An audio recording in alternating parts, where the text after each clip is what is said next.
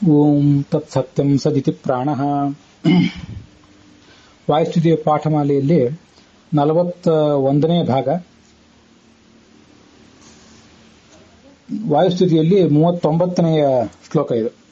ಭೂತ್ವಾ ಕ್ಷೇತ್ರೇ ವಿಶುದ್ಧೇ ದ್ವಿಜಗಣ ನಿಲಯೇ ರೂಪ್ಯಪೀಠಾಭಿಧಾನೆ ತತ್ರಾಪಿ ಬ್ರಹ್ಮಜಾತಿ ತ್ರಿಭುವನ ವಿಶದೆ ಮಧ್ಯಗೇಹಾಖ್ಯ ಗೇಹೇ ಪಾರಿವ್ರಾಜ್ಯಾಧಿರಾಜಃ ಪುನರಪಿ ಬದರೀಂ ಪ್ರಾಪ್ಯ ಕೃಷ್ಣಂ ಚ ನತ್ವಾ ಕೃತ್ವಾ ಭಾಷ್ಯಾಣಿ ಸಮ್ಯಕ್ ವ್ಯತನುತ ಚ ಭವಾನ್ ಭಾರತಾರ್ಥ ಪ್ರಕಾಶಂ.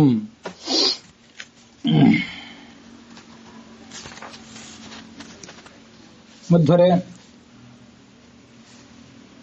ಈ ರಜತಪೀಠಪುರ ಉಡುಪಿ ಎನ್ನುವ ಒಂದು ಕ್ಷೇತ್ರ, ಅದು ಅತ್ಯಂತ ಪರಿಶುದ್ಧವಾದ ಒಂದು ಪರಿಸರ, ಅನೇಕ ಜ್ಞಾನಿಗಳಾದ ಬ್ರಾಹ್ಮಣರ ನೆಲೆ. ಅದು ಅದರ ಸಮೀಪದ ಪಾಜಕ ಕ್ಷೇತ್ರದಲ್ಲಿ ಮಧ್ಯಗೇಹ, ನಡಿಲ್ಲಾಯ, ನಡು ಅಂದ್ರೆ ಮಧ್ಯ, ಅಲ್ಲಿ ಇಲ್ಲು ಅಂದ್ರೆ ಮನೆ ಉಳ್ಳವರು, ಅದು ಅವರ ಮನೆತನದ ಹೆಸರು, ಸರ್ನೇಮ್ ಅದು. ಅದನ್ನು ಸಂಸ್ಕೃತದಲ್ಲಿ ಮಧ್ಯಗೇಹ ಅಂತ ಹೇಳ್ತಾರಷ್ಟೆ. ವಸ್ತುತಃ ಅವರಿಗೆ ನಡಿಲ್ಲಾಯ ಅಂತ ಕರೀತಿದ್ರು. ಆ ಮನೆತನದ ಬ್ರಾಹ್ಮಣರಲ್ಲಿ ಮಗನಾಗಿ ಜನಿಸಿದ್ರಿ. ಒಂದು ವ್ಯಾಖ್ಯಾನ ಹೇಳುವಂತೆ, ಬಾಲ್ಯದಲ್ಲಿ ಒಟುವಾಗಿದ್ದಾಗಲೇ ಒಮ್ಮೆ ಬದರಿಗೆ ಹೋಗಿದ್ರಂತೆ ಈ ವೇದವ್ಯಾಸ. ಸನ್ಯಾಸ ಈ ವಾಸುದೇವ, ಮಧ್ವಾಚಾರ್ಯರಿಗೆ ಪೂರ್ವದ ಹೆಸರು ವಾಸುದೇವ ಅಂತ ಹೇಳಿ. ಬಾಲ್ಯದಲ್ಲಿದ್ದಾಗಲೇ ಬದರಿಗೆ ಹೋಗಿ ವೇದವ್ಯಾಸರ ಹತ್ರ ಸಮಸ್ತ ಶಾಸ್ತ್ರಾಭ್ಯಾಸ ಮಾಡಿದ್ರು. ಸನ್ಯಾಸ ಸ್ವೀಕಾರ ಮಾಡಿದ ಬಳಿಕ ಮತ್ತೊಮ್ಮೆ ಬದರಿಗೆ ಹೋಗಿ ಅವರನ್ನ ಕಂಡು ನಮಸ್ಕಾರ ಮಾಡಿ ಬಂದು ಬ್ರಹ್ಮಸೂತ್ರಗಳಿಗೆ, ಉಪನಿಷತ್ತುಗಳಿಗೆ ಭಾಷ್ಯಗಳನ್ನು ಬರೆದ್ರೆ, ಭಾರತದ ವಾಸ್ತವಿಕ ಅರ್ಥವನ್ನು ತೋರಿಸಲಿಕ್ಕಾಗಿ ಮಹಾಭಾರತ ತಾತ್ಪರ್ಯ ನಿರ್ಣಯವನ್ನು ಕೂಡ ರಚಿಸಿದಿರಿ. ಇದು ಮಧ್ವರು ಒಟವಾಗಿದ್ದಾಗಲೇ ಒಮ್ಮೆ ಬದರಿಗೆ ಹೋಗಿ ಬಂದಿದ್ರು ಅಂತ ವೆಂಕಟೇಶ ಮಹಾತ್ಮ್ಯ ಅಂತ ಒಂದು ಗ್ರಂಥ, ಒಂದು ಸ್ಕಂದ ಪುರಾಣನೋ ಮತ್ತೆ ಯಾವುದೋ ಗ್ರಂಥದಲ್ಲಿ ಬರುವಂತಹ ಒಂದು ವರ್ಣನೆ. ಅದನ್ನ ಕೆಲವರು ಸ್ವೀಕಾರ ಮಾಡ್ತಾರೆ, ಕೆಲವರು ಇಲ್ಲ. ಗುರುಗಳಾದ ಹಯೋಧನ ಪುರಾಣಿಕರ ವ್ಯಾಖ್ಯಾನದಲ್ಲಿ ಈ ಮಾತು ಕೇಳಿ ಬರ್ತದೆ.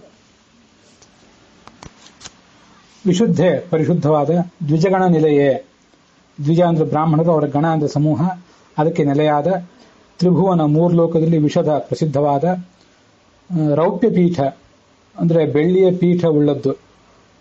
ಹಿಂದೆ ಅಲ್ಲೊಬ್ಬ ರಾಜ ಇದ್ದ. ಆ ರಾಜ ಅಲ್ಲೊಂದು ಬೆಳ್ಳಿಯ ಪೀಠವನ್ನು ಸ್ಥಾಪನೆ ಮಾಡಿದ್ದ. ಅವನು ಯಜ್ಞ ಮಾಡುವ ಒಂದು ಜಾಗದಲ್ಲಿ ಸರ್ಪಗಳ ಹತ್ಯೆ ಆಗಿತ್ತು. ಸರ್ಪಗಳ ಹತ್ಯೆಯ ಪ್ರಾಯಶ್ಚಿತ್ತಕ್ಕಾಗಿ ಬೆಳ್ಳಿಯ ಪೀಠವೊಂದನ್ನು ಅಲ್ಲಿ ಹಾಕಿದ್ದ. ಅದರಿಂದ ಅದಕ್ಕೆ ರೂಪ್ಯ ಪೀಠ ಅಥವಾ ರಜತ ಪೀಠ ಅಂತ ಹೀಗೆ ಹೆಸರಿದೆ.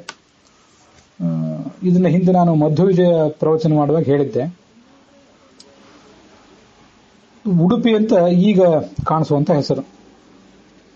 ಉಡು ಅಂದ್ರೆ ಚಂದ್ರ, ಚಂದ್ರನನ್ನ ಪ ಅಂದ್ರೆ ಉಡು ಅಂದ್ರೆ ನಕ್ಷತ್ರಗಳು, ಅವುಗಳ ಪ ಅಂದ್ರೆ ಚಂದ್ರ. ಆ ಚಂದ್ರನನ್ನ ತಲೆಯ ಮೇಲೆ ಧರಿಸಿದವನು. ಉಡುಪಃ ಅಸ್ಯ ಸ್ಥಿತಿ ಉಡುಪಿ. ಚಂದ್ರನನ್ನ ತಲೆಯ ಮೇಲೆ ಧರಿಸಿದ ಚಂದ್ರಮೌಳೀಶ್ವರ ಮತ್ತು ಅನಂತಾಸನ ಇರುವಂತಹ ಪ್ರದೇಶ, ಅದರಿಂದ ಉಡುಪಿ ಅಂತ ಕೂಡ ಹೇಳ್ತಾರೆ. ಆದ್ರೂ ಉಡುಪಿ ಅನ್ನುವ ಹೆಸರು ಯಾಕೆ ಬಂತು? ತುಳುವಿನಲ್ಲಿ ಅದನ್ನು ಒಡಿಪು ಅಂತ ಕರೀತಾರೆ. ಉಡುಪಿ ಎನ್ನುವ ಹೆಸರಿನ ಮೂಲ ಅಸ್ಪಷ್ಟವಾಗಿ ಉಳಿದಿದೆ ಅಂತ ಅನೇಕ ಹಿರಿಯ ವಿದ್ವಾಂಸರು ಕೂಡ ಅಭಿಪ್ರಾಯ ಪಡ್ತಾರೆ. ಹೀಗೂ ಒಂದು ಅರ್ಥವನ್ನು ಹೇಳಬಹುದು. ದೋಣಿ, ಆ ದೋಣಿಯ ಮೂಲಕ ಅಲ್ಲಿಗೆ ಆ ವಿಗ್ರಹವನ್ನು ತಂದರು ಅಂತ ಕೂಡ ಬರ್ತದೆ. ಇದನ್ನೆಲ್ಲ ಹಿಂದೆ ಮಧ್ವವಿಜಯ ಪ್ರವಚನ ಮಾಡುವಾಗ ಹೇಳಿದ್ದೆ. ಆ ಅಭಿಧಾನ ಹೆಸರುಳ್ಳ ಕ್ಷೇತ್ರದಲ್ಲಿ ತತ್ರಾಪಿ, ಅಲ್ಲಿಯೂ ಕೂಡ ಮಧ್ಯಗೇಹಾಖ್ಯ ಗೇಹೆ, ಮಧ್ಯಗೇಹ ಎಂಬ ಹೆಸರಿನ, ನಡಿಲ್ಲಾಯ ಎಂಬ ಹೆಸರಿನ ವ್ಯಕ್ತಿಯ ಗೇಹೆ, ಮನೆಯಲ್ಲಿ. ಗೇಹ ಅಂದ್ರೆ ಹೆಂಡತಿಯೂ ಹೌದು. ಬ್ರಹ್ಮಜಾತಿ, ಬ್ರಾಹ್ಮಣ ಜಾತಿಯವರಾಗಿ ಭೂತ್ವ ಅವತರಿಸಿ, ಬದರೀಂ ಪ್ರಾಪ್ಯ, ಒಟುವಾಗಿ ಬದರಿಗೆ ಹೋಗಿ, ಇದು ಪುರಾಣಿಕರ ವ್ಯಾಖ್ಯಾನ.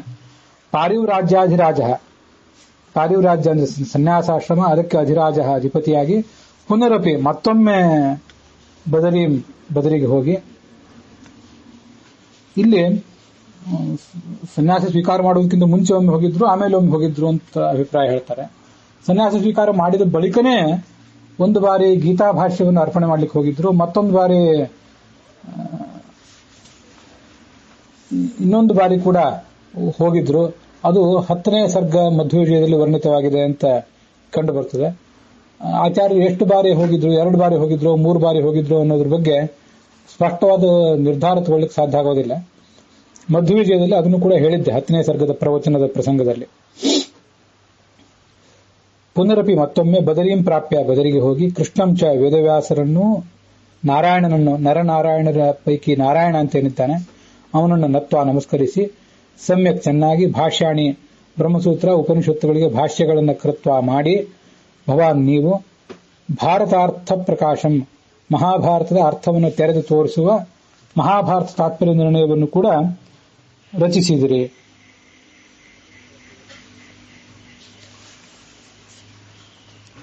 ಮೂವತ್ತೊಂಬತ್ತನೆಯ ಈ ಶ್ಲೋಕದ ಪಠಣದಿಂದ ಕೂಡ ಸಂತಾನ ಲಾಭ, ಆಚಾರ್ಯರು ಹುಟ್ಟಿದ ವರ್ಣನೆಯಲ್ಲಿರುವುದರಿಂದ ಸಂತಾನ ಲಾಭ ಅಂತ ಕೇಳಿ ಬರ್ತದೆ.